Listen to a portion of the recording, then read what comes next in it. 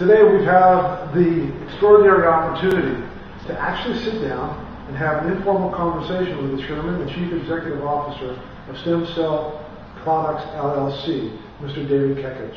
David, thanks for having us in your home today. I sure appreciate it. Sure, Frank, it's my pleasure. I'm actually not the CEO, I'm the chairman, one of the founders, but we have another, we actually have a good manager that manages the company. Oh, okay.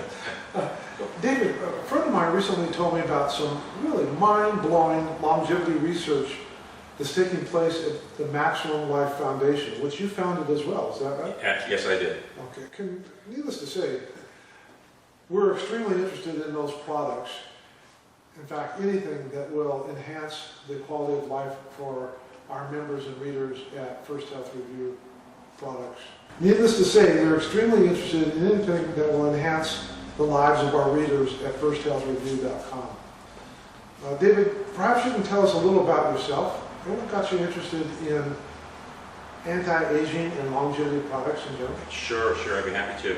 I actually got an early start in my longevity pursuits, or at least interests.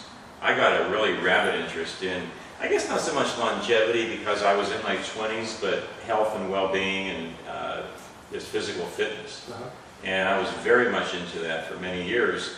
When I got into my 30s, I started noticing that my parents were getting older, my aunts and uncles were getting older, they were starting to have some aches and pains and conditions. Of course, I lost my grandparents to aging, and that will never leave me. It's not pretty when people die from aging, and most people do. Some people die comfortably, most suffer for years and years and years in a slow decline.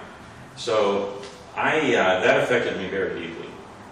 In fact, when I was, I guess, in my early 30s, I made a prediction that if I could live to 100, science would be able to reverse the aging process.